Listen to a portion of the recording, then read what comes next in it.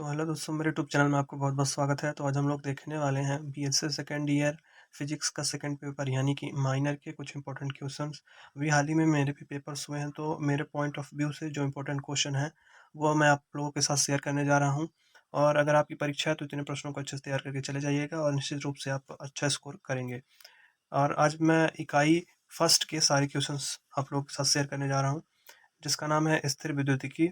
और इसका प्रश्न क्रमांक 1 जैसा कि आप देख पा रहे होंगे, लिखा हुआ है विद्युत क्षेत्र की तीव्रता से क्या तात्पर्य है? और इसके अथवा में पूछा गया है विद्युत क्षेत्र की तीव्रता का मात्रक क्या है? मतलब एक ही क्वेश्चन है, इसको आपको अच्छे से तैयार कर लेना है। और यहाँ पे आंसर भी उसके नीचे लिखा हुआ है, किसी विद्युत आवेश के चारों ओर का वह क्षेत्र जहाँ तक उसका प्रभाव होता है उसे विद्युत क्षेत्र कहते हैं।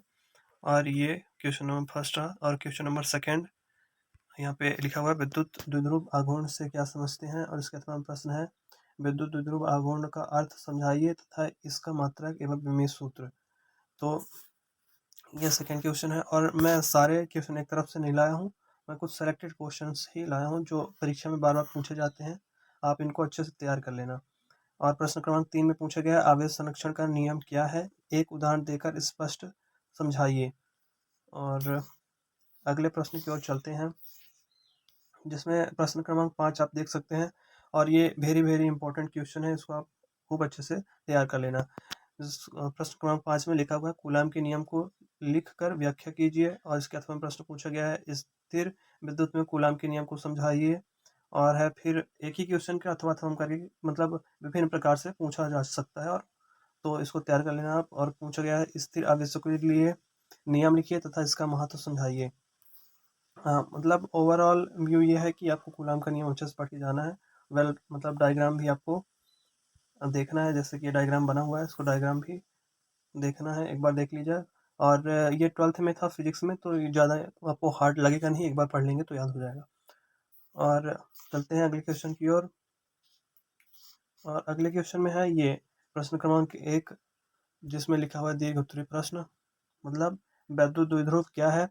किसी विद्युत द्विध्रुव के कारण किसी बिंदु पर विद्युत क्षेत्र की तीव्रता का व्यंजक।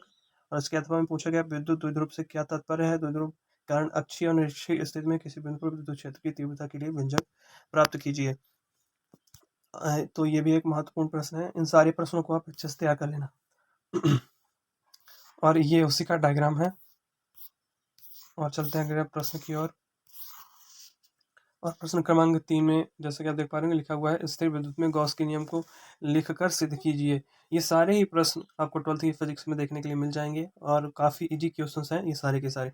गॉस का नियम लिखकर प्रमेय तथा सिद्ध कीजिए। और विद्युत फ्लक्स किसे कहते हैं? विद्युत फ्लक्स से संबंधित गॉस के प्रमेय को समझाइए और सिद्ध कीजिए। सारे एक ही टाइप के क्वेश्चन है और विभिन्न तरीके से पूछे जाते हैं, तो आप इनको अच्छे से तैयार कर लेना। और ये भी प्रश्न महत्वपूर्ण है। क्लॉसियस मोसोटी समीकरण लिखिए तथा सिद्ध कीजिए। प्रश्न क्रमांक 18 में दिया गया अथवा हम इसके पूछा जा सकता है सिद्ध कीजिए कि आणविक ध्रुवण यानी alpha equal to 3 epsilon naught upon R K minus 1 upon K plus 2। ये वाला प्रश्न, इसको तैयार कर लेना आप। और अगला प्रश्न देखते हैं। अभी मेरे भी क्वेश्चन मतलब मेरे पेपर्स हाल ही में हुए हैं, तो मैं खुद की भी तैयारी कर रहा हूँ दूसरे पेपर्स की, लेकिन मैंने ये क्वेश्चन पढ़े थे, इनमें से क्वेश्चन आ जाते हैं। क्योंकि ज़्यादा क्वेश्चन है नहीं इस लेसन में, इंपॉर्टेंट कुछ ही क्वेश्चन हैं, तो उनको आप तैयार करके चले जाएंगे तो डेफिनेटली क्वेश्चन आ जाते हैं उन्हीं में से। और ये है प्रश्न क्रमांक 19, जिसमें लिखा है गॉस प्रमेय से कूलाम नियम को व्युत्पन्न कीजिए। और उसके साथ पूछा गया गॉस प्रमेय लिखिए तथा इसे सिद्ध कीजिए। गॉस प्रमेय का उपयोग करके कूलाम का व्युत्क्रम वर्ग नियम निगमित कीजिए। तो इसको आप तैयार कर लेना। और अगर आप किसी और सब्जेक्ट के लिए भी इंपॉर्टेंट क्वेश्चन चाहते हैं तो उसके लिए कमेंट करिएगा। और फुल सॉल्यूशन भी चाहते हैं किसी क्वेश्चन का तो उसके लिए भी आप बता सकते हैं। और जैसा कि आप देख पा रहे होंगे क्वेश्चन नंबर 28 यानी प्रश्न क्रमांक 28 में लिखा हुआ है विद्युत द्विध्रुव के कारण उत्पन्न क्षेत्र की तीव्रता एवं विभव ज्ञात कीजिए। और जिसमें पहला पहला है अनुदैर्ध्य या अक्षीय स्थिति में द्विध्रुव के कारण विद्युत विभव। और इसके दूसरे प्रश्न में पूछा गया है अनुप्रस्थ या निरक्षीय स्थिति में द्विध्रुव के कारण विद्युत विभव। इसके पहले हम लोगों ने निरक्षीय और अक्षीय स्थिति में विद्युत क्षेत्र की तीव्रता के लिए प्रश्न देखा था, और ये इसमें विद्युत विभव पूछा है। और ये भी इम्पोर्टेंट क्वेश्चन है, स्थिर विद्युत्की में लाप्लास व पॉइसन के समीकरण लिखिए व उनके अनुप्रयोग भी लिखिए। प्रश्न क्रमांक 25, इसको भी पढ़ लेना आप।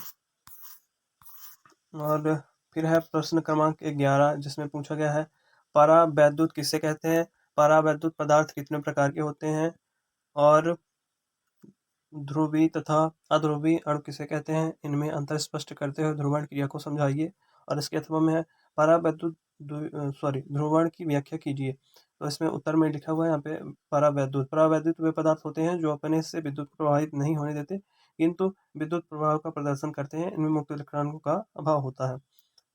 तो यहाँ पे लिखा हुआ है इसका सॉल्यूशन भी। और यही इसी के साथ ही यूनिट फर्स्ट में इतने प्रश्न मैं लाया हूँ। उसके बाद सेकंड पार्ट में मैं यूनिट सेकंड की इंपॉर्टेंट क्वेश्चंस आप लोगों को बताऊंगा, तो जिसको आप तैयार करके अच्छा खासा स्कोर कर सकते हो। और अगर आपके पास कम टाइम भी है एग्जाम के लिए, तभी इतने क्वेश्चन सफिशियंट होंगे अच्छे मार्क्स लाने के लिए। Thank you for watching the video. जय हिंद।